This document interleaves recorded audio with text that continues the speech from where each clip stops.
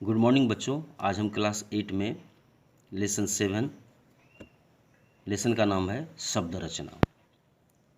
सबसे पहले आइए जाने शब्द रचना के बारे में। शब्द रचना के दो प्रमुख कारक हैं। कौन कौन से हैं? शब्द रचना के दो प्रमुख कारक उपसर्ग और प्रत्यय है। अब आइए जाने कि उपसर्ग किसे कहते हैं।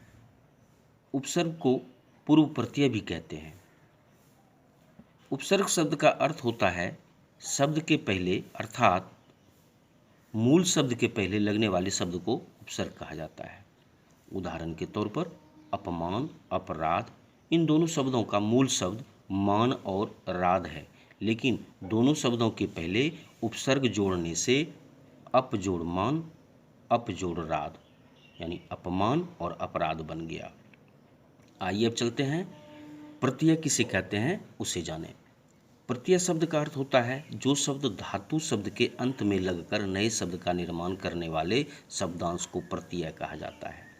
उपसर्ग में पहले लगाते थे, लेकिन प्रत्यय में शब्द के अंत में लगाया जाता है। उदाहरण के तौर पर जैसे लड़, जो लड़, लिख, पढ़, इन तीनों मूल शब्द के अंत में जब आई प्रत्यय जोड़ा जाता है तो ये तीनों नए शब्दांश का निर्माण करता है। जैसे लड़ जोड़ आई, आई प्रत्यय है तो लड़ाई बन गया।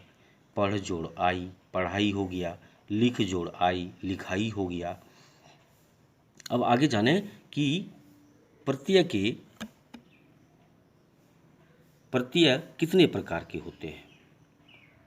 तो प्रत्यय दो प्रकार के होते हैं, कृदंत प्रत्यय और तदधित प्रत्यय।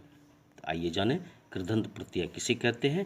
ऐसे प्रत्यय जो धातु अथवा क्रिया शब्दों के अंत में लगाए जाते हैं। धातु अथवा क्रिया शब्द जो होता है, मूल शब्द जो है वह धातु कहलाता है, या क्रिया शब्द जो होता है उसके अंत में लगता है। ऐसे ही शब्द को कृदंत भी कहते हैं अथवा कृत प्रत्यय भी कहा जाता है। कृत प्रत्यय लगाने से संज्ञा और विशेषण शब्द बनते हैं। उदाहरण के तौर पर देख लीजिए, खेल मूल शब्द में आड़ी प्रत्यय जोड़ने से खिलाड़ी बन गया। खेल क्रिया है, लेकिन इसमें जैसे ही आड़ी प्रत्यय जोड़े खिलाड़ी संज्ञा बन गया।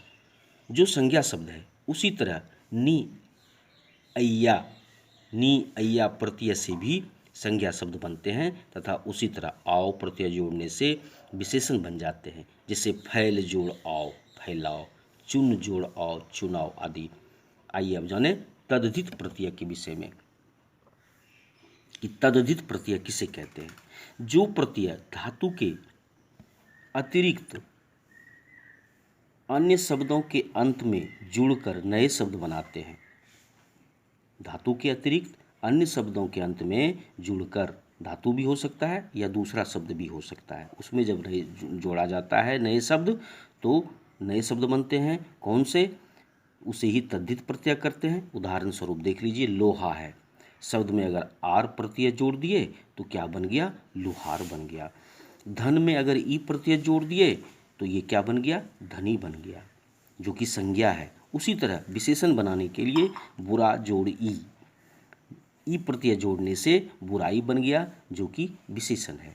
आइए आगे जानते हैं सर्वनाम विशेषण, और इसमें भी सर्वनाम भी बनते हैं, विशेषण भी बनते हैं। आगे आइए चलते हैं। समास का क्या अर्थ है? समास का क्या अर्थ होता है? समास का अर्थ होता है छोटा या संक्षेप करना।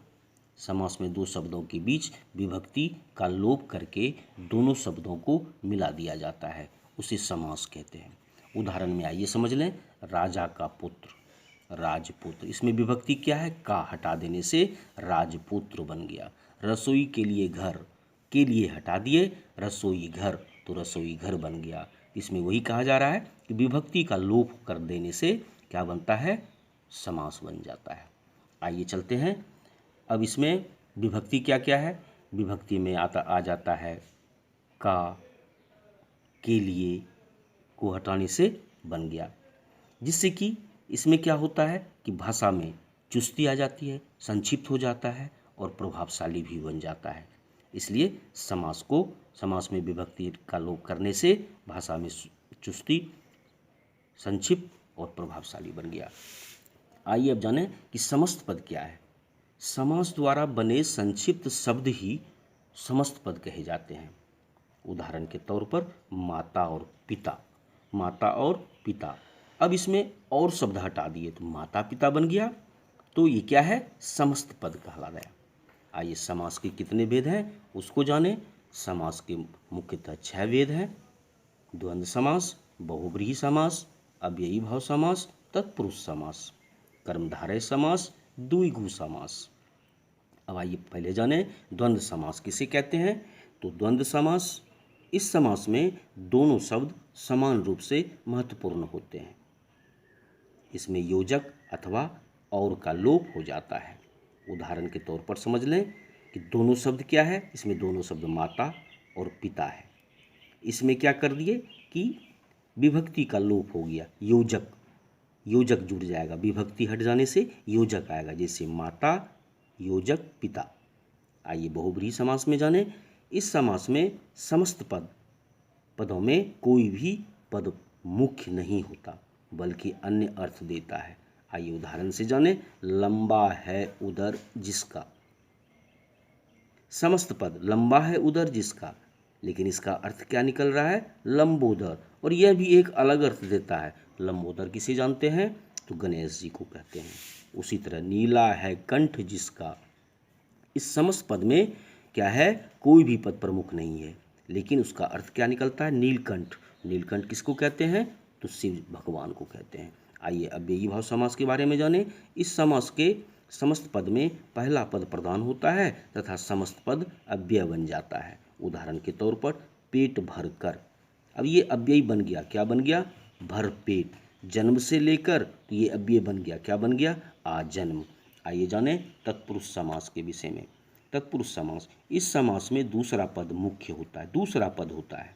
इसमें परसर्ग में, को, के, लिए, से आदि का लोप हो जाता है। उदाहरण के तौर पर देखें, शरण में आया हुआ, में है, इसमें क्या है, परसर्ग लगा है में, इसका क्या हो गया, लोप हो गया, तो क्या बन गया, शरणागत। चिड़िया को मारने वाला, इसमें को हट गया, मारने वाला भी हट गया, तो क्या बन गया, चिड़ी मार आदि ऐसे शब्द तत्पुरुष में आते हैं। कर्मधारय समास के विषय में जानें। इस समास में समस्त पद के दोनों पदों में विशेषण, विशेष अथवा अपमान, उपमेय का संबंध होता है। उदाहरण के तौर पर पीले रंग का वस्त्र, पीले रंग का वस्त्र क्या बन गया, पीत वस्त्र। इसमें समस्त पद के दोनों पदों में क्या होता है, विशेषण, विशेष्य अथवा उपमान, उपमेय का संबंध होता है। पीत वस्त्र, पीले रंग का वस्त्र को क्या कह दिए, पीत वस्त्र।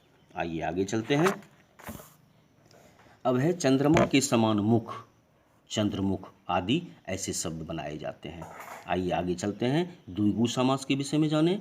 इस समास में समस्त पद में पहला पद संख्यावाचक होता है, पहला पद संख्यावाचक जो काउंटिंग को बताता है। यह समास दल या समूह का बोध कराता है। उदाहरण के तौर पर दो पैर वाला, तो दो इसमें संख्यावाचक शब्द है, तो द्विपदी यानी दो पैर वाला।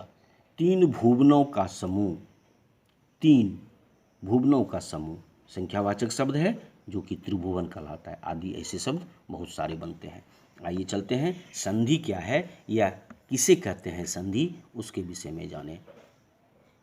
संधि का मतलब होता है मेल यानी जुड़ाव होना या जुड़ना, अथवा स्वरों या व्यंजनों में मेल तथा इसमें होने वाले विकार को संधि कहते हैं। उदाहरण से समझ लें, विद्या जोड़ अर्थी, क्या बन गया, दो शब्द जुड़ गया आपस में, बन गया विद्यार्थी। विद्या जोड़ आलय, दोनों शब्द जुड़ गया, क्या बन गया, विद्यालय। अब विकार देखिए, विद्या जोड़ अर्थी, विद्या मीन्स ज्ञान, अर्थी मीन्स ग्रहण करने वाला, विद्या को ग्रहण करने वाला विद्यार्थी कहलाता है। विद्या जोड़ आलय यानी ज्ञान का जो घर होता है उसे क्या कहते हैं, विद्यालय कहते हैं। आइए आगे जानें, संधि के कितने प्रकार हैं, तो इसके संधि के 3 प्रकार हैं, स्वर संधि, व्यंजन संधि, विसर्ग संधि। स्वर संधि के कितने भेद हैं, स्वर संधि के 5 भेद हैं, दीर्घ संधि, गुण संधि, वृद्धि संधि, यन संधि, अयाधि संधि। आइए अब जानें स्वर संधि किसे कहते हैं।